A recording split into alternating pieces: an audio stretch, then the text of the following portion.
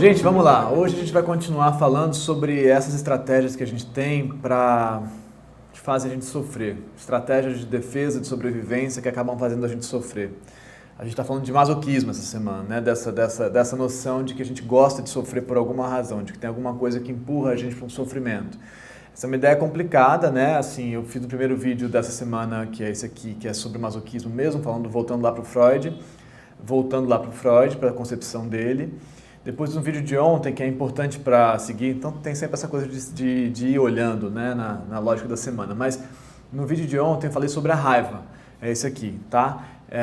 Eu vou botar embaixo também, mas enfim, é fácil de achar. No vídeo de ontem e anteontem. A raiva como uma das nossas necessidades afetivas fundamentais, tem esse vídeo clássico aqui do canal Clássico, já é um clássico, que é as 7 necessidades afetivas fundamentais. Então você tem que ver esse vídeo para entender, tá aí embaixo esse vídeo. Bom, mas a raiva então seria uma das maneiras que a gente tem de enfrentar os desafios externos, né? O que se apresenta para a gente no mundo como desafio. A gente tem duas maneiras de enfrentar os desafios. Uma é quando esse desafio é muito ameaçador, assim, a gente vai fugir dele, ou se defender, né? Se esconder, se proteger. E aí a gente chama isso em geral de medo, né? Ou coisas ligadas ao medo. A necessidade afetiva fundamental de fugir e se defender. Do outro lado, quando a gente supõe assim, por alguma razão, que a gente consegue enfrentar esse obstáculo, né? Uma coisa que o exemplo mais claro de entender isso é algo que se coloca entre você e o seu desejo, a sua necessidade, o que você precisa para satisfazer uma necessidade. Então, alguém que está entre você e um prato de comida, alguém que está entre você e o objeto amado, por exemplo, né? Mas é um obstáculo, é algo que frustra um impulso seu, né? E aí é a raiva, a necessidade de brigar. Então a gente tem essas duas coisas, né? E essas duas coisas são fundamentais para entender o que eu vou falar hoje, né? O medo, né? E a raiva. O medo e a raiva, né? São dois aspectos, dois lados de uma mesma moeda. Inclusive eles saem de uma região cerebral, eles saem do mesmo lugar. Esses dois sistemas afetivos partem da amígdala cerebral, né? Então é interessante isso de pensar. Bom, mas então ontem a gente terminou pensando sobre a raiva, como a gente se pune, né? Como a gente fica com raiva da gente mesmo, porque a gente mesmo está causando frustrações para a gente mesmo, né? E o exemplo mais clássico é assim, eu brigo com a minha mãe, ela vai embora, então eu brigo comigo mesmo por ter brigado com a minha mãe, né? Criança lá e tal. Mas isso é uma coisa que se sustenta na nossa vida, assim, muito. A gente se frustra numa relação, num encontro, seja amoroso ou não importa, e a gente põe essa raiva para fora e depois a gente se culpa por isso que a gente fez. E por que a gente fez isso então e tal? Porque isso é uma reação natural, assim, uma reação da frustração. Agora, e aí vem a questão do castigo nessa história, e aí vem o castigar-se, né? O castigar-se como uma maneira de espiar essa culpa, de diminuir a culpa. E é muito interessante de pensar isso, tem dois lados básicos de pensar isso, assim, muito simples, que eu acho que vão servir para você aí. Por que a gente quer se castigar? Por que a gente então acha maneiras de se fazer sofrer, de se punir de fato, né?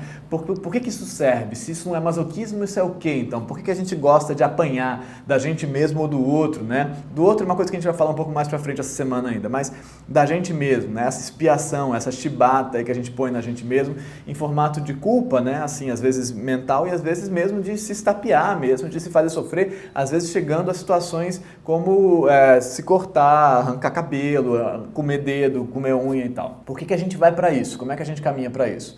Vamos então entender a lógica do superego, rapidinho aqui. O superego é essa instância, essa figura, né, na psicanálise, essa figura de lei, né, a figura que te controla, que te domina, a figura que te controla, que te domina, né? Então o superego é uma figura muito importante que é uma espécie de derivação de internalização da figura dos pais, tá? É a lei que você introjeta, que você põe para dentro, que passa a fazer parte de você. O superego, ele passa a funcionar, que faz a gente conter os nossos impulsos, né, a lei, ele funciona a partir de dois mecanismos básicos. Um é o medo do castigo, que está no superego, você pode apanhar se você fizer bobagem, e o outro é o medo do abandono, que é o medo da perda do amor, né? Então são esses dois lados, entendeu? Então quando a gente faz bobagem, a gente sente um medo muito intenso de ser abandonado, porque a gente não é perfeito, né? A inadequação, que a gente já falou muito aqui. Mas então, um medo muito intenso. E a gente tem também a hipótese de ter um medo muito intenso do castigo, da bronca. Então são dois castigos, entendeu? É um castigo que é o castigo da bronca, da punição, do vai pro seu quarto ou apanhar mesmo, o que quer que seja, né? E o outro castigo ainda pior, que é o medo do abandono. O Freud já fala disso tudo lá atrás, tá? Que eu tô falando aqui agora. Mas enfim, tudo bem. O pior castigo é o medo do abandono. O pior castigo é o abandono, é a perda do amor. É a ameaça da perda do amor. Esse é o mecanismo básico de educação nesse sentido, né? Então você acha que seu pai vai deixar de te amar, sua mãe vai deixar de te amar porque você fez bobagem. Então, esse é o pior dos medos. Esse é o pior, ele é pior do que o castigo, então, nesse sentido. Então, quando a gente se vê numa situação de fantasiar que a gente está fazendo besteira, ou que a gente está fazendo alguma coisa que pode encaminhar a gente para a gente perder o amor, a gente responde com um castigo. Entende? A gente responde com castigo e a gente expia a nossa culpa. Então então eu fiz bobagem, eu fiz algo que eu não deveria, e aí vai variar muito o que é esse algo que eu não deveria, pode ser simplesmente ser feliz, ter prazer. Ter prazer é algo que parece errado para você. A gente já falou sobre isso também aqui. Nos vídeos sobre sexualidade, por exemplo, a sexualidade em si, o prazer em si parece algo errado. Mas enfim, eu fiz algo que parece errado, né? Assim, uma satisfação, estou livre, vivendo, não estou trabalhando, não trabalhei hoje, saí, enchi a cara, passeei, viajei, o que quer que seja, algo que não parece certo para você por alguma razão. E aquilo te dá um sinal de angústia, né? Um sinal de ameaça de perda do amor. Eu fiz algo que não parece certo. E aí você se castiga. Com a punição, você alivia a ameaça da perda do amor e substitui ela pelo castigo, entende? Então, são esses dois mecanismos funcionando em você, né? A ameaça da perda do amor, como intensa angústia, e aí a resposta com castigo para aliviar, né? Um outro lado, então esse é um lado muito importante que a gente entenda. A gente se castiga para aliviar a ameaça da perda do amor. Então, eu fui castigado, logo eu posso voltar a ser um bom menino. Eu rezei lá, Pai Nosso, Ave Maria e tal, não sei o quê, me confessei, fui no confessionário, fiz todo aquele processo, me espiei, me chibatei, posso entrar no paraíso, entendeu? Essa figura do paraíso, inclusive, né, a figura de ser aceito, né, pelo Pai, aceito de novo pelo Pai, é exatamente disso que a gente está falando, pensa um pouco. Então, com o castigo, com a punição, com a autopunição, você pode ser aceito por essa figura de novo, entendeu? Então, pensa aí, a ameaça da perda do amor e a ameaça da punição. Melhor a punição, o castigo, porque você se reenquadra. Tem um outro lado fundamental do castigo, que é um lado assim muito concreto, muito específico, que tem tudo a ver com esses fenômenos de cutting e esses processos como a tricotilomania, que é tirar o cabelo e tal, ou coisas variáveis que a gente faz, que a gente tenta então localizar a dor. A angústia da perda do amor, a angústia da inadequação, a angústia do erro, ela é difusa. Você não consegue, uma das piores coisas que a gente tem é a angústia difusa. Por isso que várias vezes eu falo na autoescrita que o fundamental é conseguir descrever, é conseguir localizar a angústia, é conseguir encontrar, né, falar dela, colocar ela em palavras, traduzir, localizá-la no corpo, entender que fenômeno é esse de angústia. Isso é muito importante. Mas o que acontece é que a angústia é difusa. A angústia, várias vezes, ela é difusa. Então, a gente precisa localizar ela com alguma dor, né? A gente precisa colocar ela em algum lugar, seja na pele, no cabelo, no dedo, o que é que seja que a gente faz, né? A gente faz esses procedimentos porque eles localizam a dor no corpo. Você sabe onde ela está. É menos angustiante isso, né? Estranhamente, é menos angustiante, mas é mesmo. Além disso, tem um outro lado nessa história, Freud já descreveu isso lá atrás também, que é assim, estranhamente, ele observava isso, é muito interessante. Isso é um fato, de fato isso acontece, você vê isso na clínica, no atendimento, no trabalho com as pessoas.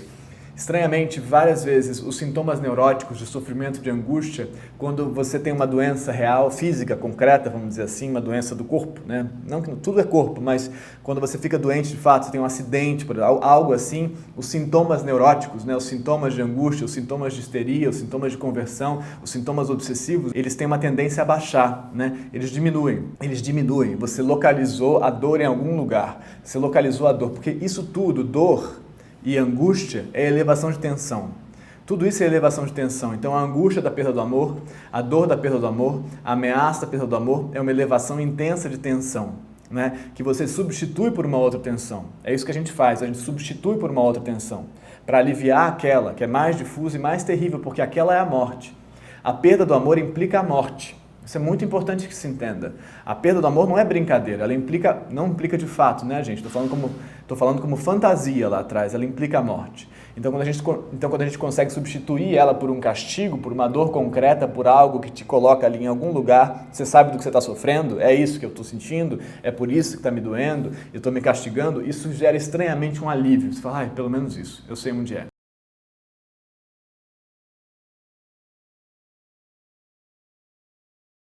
Então aí a gente passa a entender o castigo, toda a dinâmica do castigo, seja para substituir o medo da perda do amor pelo medo do castigo em si, pelo castigo em si, seja para localizar fisicamente a dor e fazer ela deixar de ser tão difusa, a gente entende o castigo, o castigar-se, como uma tentativa de defesa e de sobrevivência. Uma tentativa de sobrevivência àquela angústia, né? Então não é porque você gosta de sofrer, você quer se salvar, mas você não sabe como. Isso é muito importante que se entenda. Você quer se salvar, mas você não sabe como. Essa ideia de que você quer sofrer, de que você gosta de sofrer, é uma simplificação. Veja, né? Espero que tenha dado para entender isso tudo que eu falei. Assim, vê de novo, se não deu, repassa aí na cabeça. Você está tentando sair, você não sabe muito bem como, mas tudo isso é uma tentativa de saída, tá? Amanhã a gente continua falando um pouco mais sobre esse nosso mecanismo, tá bom? Até amanhã. Tchau.